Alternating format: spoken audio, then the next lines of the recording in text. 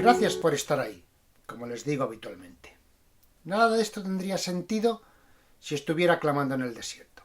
Es su presencia lo que da sentido y les reitero que estoy a su completa disposición para resolver cualquier duda o debatir amigablemente y constructivamente sobre cualquier aspecto que les llame la atención. Dedicamos esta sesión a describir la sociedad isabelina en el núcleo del siglo XIX español.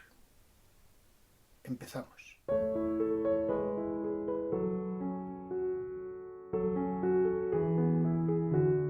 Lo que llamamos etapa isabelina en el siglo XIX comprende desde la regencia de su madre María Cristina a partir de 1833 hasta la Revolución de 1868.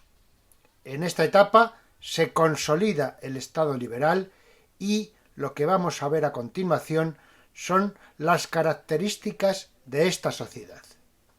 Dichas características fueron un fuerte aumento demográfico, la disolución de la sociedad estamental y consolidación de la sociedad de clases y el mantenimiento de una estructura social de base mayoritariamente campesina. En el aumento demográfico tenemos, para poder valorarlo, dos etapas. Una preestadística con datos de estimaciones y procedentes de registros fiscales que sitúan la población de España en 11,5 millones de habitantes en 1800. En 1826 tenemos distintas valoraciones. Según Sebastián Miñano, 13.720.000, según Madoz, 12.500.000, según Moreu de Jones, 13.900.000. En 1834, también en esta fase preestadística, según Romero Solís, había 12.300.000 habitantes, según Artola, 13.378.000 y según Madoz, 14.168.000. A partir de 1857 tenemos el primer censo estadístico oficial, que sitúa a la población de España en 15.455.000 habitantes. El censo oficial del año 1860 sitúa a la población de nuestro país en 15.763.000 habitantes. Veamos cómo fue este crecimiento demográfico. El índice de crecimiento es del 0,6%, lo cual está dentro del índice de crecimiento europeo, entre el 1,2% de Gran Bretaña y el 0,31% de Francia.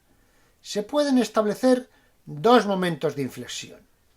El primero, en el reinado de Fernando VII, con guerras y hambrunas, el índice de crecimiento no supera el 0,4%. Ese es en el reinado de Isabel II cuando se alcanza el índice del crecimiento del 0,65%. Como pueden ver en el mapa, este crecimiento no es uniforme. Según Nadal, el mayor crecimiento lo experimenta Cataluña y el menor Castilla la Vieja, Extremadura y Galicia, con excepción de Pontevedra. Estas variaciones se deben a que hay una fuerte emigración interregional a los incipientes núcleos industriales. Factores del crecimiento demográfico. En primer lugar, la alimentación, influenciada por el cultivo de la patata y el maíz, junto con una mayor extensión de los cultivos cerealísticos. A pesar de ello, se siguen produciendo hambrunas y crisis de subsistencia, tanto durante la Guerra de la Independencia como por las crisis decenales que se produjeron en los años 27, 37, 47, del 56 al 57 y entre 1867 y 1868. En segundo lugar, como factor de crecimiento, tenemos la sanidad, porque se generaliza la medicina preventiva con vacunaciones de viruelas que consiguen erradicar la enfermedad en el primer tercio de siglo. Igualmente, sucede lo mismo con la fiebre amarilla. Contribuyen también las nuevas costumbres de higiene personal, uso del agua corriente e higiene alimentaria con un mayor control de los mercados de abastos. Hay, por otra parte, un descenso de la migración, retención de la emigración al exterior hasta 1853, lo cual no quiere decir que no se produjera migración, sino que era más difícil por ser ilegal. Crecimiento vegetativo. Aumenta la natalidad y disminuye la mortalidad. Natalidad de 3,8% es superior a la mortalidad del 3%, aunque también hay factores que limitan el crecimiento. Por una parte, las guerras de la independencia y las 3 guerras carlistas, las crisis de subsistencia a las que ya hemos hecho referencia. Y por otra parte, el cólera. Es una nueva epidemia hasta entonces desconocida. Por primera vez afectó en 1833-1834 y según los datos oficiales, los fallecidos fueron 102.000 y el número de afectados superior a los 400.000. Hay una segunda epidemia de cólera entre 1851 y 1856. Los muertos ascienden a 250.000 y los afectados a 800.000. Hubo una tercera epidemia de cólera entre 1859 y 1860, pero que con el conocimiento adquirido en el mejor control de la enfermedad solo produjo 6.000 fallecimientos. Ya hemos advertido que estamos ante una sociedad eminentemente agraria. El 82% de la población española del siglo XIX vive en el campo, y de ellos un 72% obtiene de la agricultura sus ingresos. Este hábitat rural implica que España siga dentro del marco antiguo.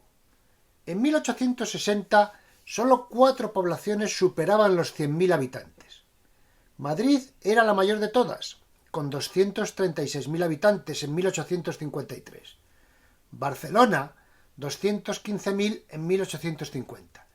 Sevilla y Valencia superaban raramente los 100.000. Estas ciudades se convierten en lugar de atracción, pero siguen teniendo un contexto rural y la población se dedica en gran parte a las actividades campesinas.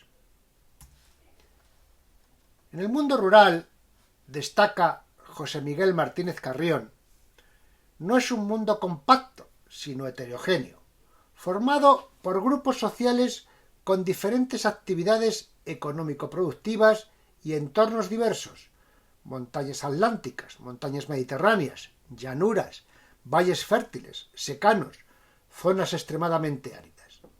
La importancia de la diversidad de los factores geográficos y en concreto la influencia del clima y el relieve se muestra relevante en el sector agrario y ello ha condicionado el trabajo y los modos de vida de las gentes del campo, por no hablar de su desigual contribución a la economía. La disponibilidad de los recursos y los factores ambientales condicionaron la dinámica del sector agrario en sus manifestaciones regionales o locales y por ende en el nivel de vida de las gentes en las distintas regiones españolas. Las áreas de regadío del Levante español, en contraste con las áreas latifundistas andaluzas, podrían servir de ejemplo para ilustrar la complejidad de los elementos que intervienen en los niveles de vida. Estudios realizados sobre los sistemas agrarios que caracterizaban a la agricultura intensiva valenciana revelan que ofrecían mayores oportunidades de empleo y requerían más trabajo y capital y, aun siendo motor de ello las pequeñas explotaciones familiares, proporcionaban mayores niveles de productividad y riqueza que los latifundios andaluces. La expansión de la agricultura intensiva se apoyó en eficientes sistemas de irrigación, en cultivos de alto rendimiento que convivieron con cultivos de subsistencia y sobre todo se apoyó en el uso creciente del mercado de factores. Ello tuvo que ver bastante con el fenómeno de unos pequeños y medianos agricultores más prósperos en términos de empleo y riqueza frente al desempleo y la pobreza de los jornaleros andaluces. Vamos a abordar a partir de este momento la disolución de la sociedad estamental. Veamos cómo era esta nueva sociedad, empezando por la punta de la pirámide, constituida por una nueva aristocracia. Con Isabel II desaparece el protagonismo de la aristocracia. La vieja aristocracia se fusiona con la nueva alta burguesía y de ella nace la nueva aristocracia o alta burguesía. La aproximación se produce a través de matrimonios. La desamortización contribuye al ascenso de la burguesía. La vieja aristocracia pierde sus dos notas fundamentales, que eran, por una parte, su carácter de grupo cerrado y, por otra, su honra en el no trabajo. La vieja sociedad se aburguesa y la nueva burguesía se ennobleza. La transformación social de esta nueva aristocracia está constituida por elementos muy heterogéneos: grandes terratenientes, grandes negociantes, alta clase política, militares de alta graduación. Este es un grupo que vive en las ciudades. También en las ciudades viven extranjeros que vienen a invertir en suelo español. Esta nueva clase intenta imitar la forma de vida de la antigua aristocracia, pero no es una sociedad cerrada. Hay trasvases continuos. En tiempos de Isabel II, el número de nobles es superior al de cualquier otro tiempo. La regente María Cristina había hecho infinidad de nombramientos con ocasión de las guerras carlistas. Durante la década moderada, también Isabel II nombra gran cantidad de nobles. Por eso, la nobleza pierde importancia, al ser fácil su acceso y aumentar grandemente su número. Tenemos a continuación las clases medias, difíciles de delimitar por su composición heterogénea y gran movilidad social. La aspiración de esta clase era trabajar en la administración. Para los doctrinarios, lo que define esta clase es: 1. La cuantía de la renta; 2. Tributar al fisco; y 3. Los títulos académicos. Las actividades que crean fortunas en estas clases medias son, por una parte, las contratas de construcción de obras públicas, los asentadores de abastos, los arrendadores de tributo, cobradores de derechos de puertas en las ciudades, la bolsa y las actividades bancarias, las desamortizaciones. Las gentes de estas clases medias viven generalmente por encima de sus posibilidades, aparentando. Esto es típico de los funcionarios. Esta situación les lleva en ocasiones a utilizar todos los medios a su alcance para mejorar su fortuna: recomendaciones, cohecho, fraudes, connivencias. Las clases medias las podemos distribuir en varios subgrupos que están muy definidos. Tenemos por una parte a la burguesía agraria, favorecida por las desamortizaciones y compuesta por pequeños y medianos propietarios, muy heterogénea en función de la región, como hemos visto al principio. La componen desde arrendadores de regadíos en Levante a arrendadores de viñas y pequeños propietarios productores en el norte. No existe esta burguesía agraria ni en Extremadura ni en Andalucía, donde solo se dan los latifundios. Las clases mercantiles son las más numerosas, las que se desarrollan y caracterizan las clases medias. En tercer lugar tenemos a los intelectuales, poetas, historiadores, periodistas. Aunque durante el reinado de Isabel II no existían todavía como intelectuales, sino que de sus profesiones obtenían su medio de vida. Los llamados profesionales liberales, por una parte médicos y farmacéuticos, que adquieren cada vez mayor protagonismo; abogados, segunda categoría de esta posición y carrera generalmente utilizada para llegar a la política; tanto sanitarios con título superior como abogados son representantes de la burguesía, hijos generalmente de terratenientes, pero que a través de la universidad consiguen alcanzar una posición social superior a la de su familia. Los periodistas, tercera posición, cumplen una función política fundamental. Los militares, entre los que hay que distinguir a los de alta graduación, que serían parte de la nueva aristocracia, y el núcleo, que es pura clase media, son el apoyo más firme del liberalismo y de ahí su preponderancia. Ya hemos comentado en más de una ocasión cómo se produjo esa preponderancia militar por dejación de funciones de los civiles a lo largo del siglo XIX. Tenemos asimismo a los funcionarios, sector numeroso y aspiración de toda la clase media, aunque el empleo no era seguro por el fenómeno de los cesantes. Cuando cesaba un ministro y un determinado partido, todos los funcionarios de ese ministerio iban a la calle y entraban los del nuevo. El tipo más usual es el del intelectual de segunda vida fracasado. Hay distintas categorías y sus condiciones de vida son muy diferentes. Un ministro cobraba por año 130.000 reales, un alto cargo 50.000 reales, los jefes de negociado 24.000 reales y los oficiales oscilaban entre los 6.000 y los 12.000 reales. Tenemos que decir que todos estos estamentos de las clases medias configuran la mayor parte de la burguesía, pero no se trata de una burguesía emprendedora como la europea.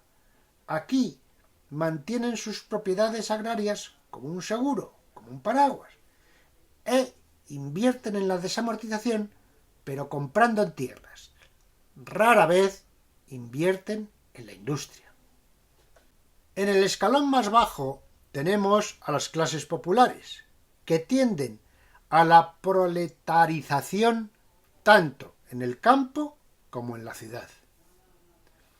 El campesinado se convierte en jornalero porque la desamortización le desvincula de la situación de colono y le convierte en un trabajador a sueldo.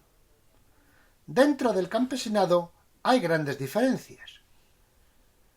En 1845 el jornal mínimo es distinto en cada región. En Andalucía, 2 reales día. En Cataluña, 12 reales día. El trabajo mejor retribuido es la siega, con 10 reales por día. La siembra se pagaba a 6 reales día y la escarda y el arado a 2 reales día.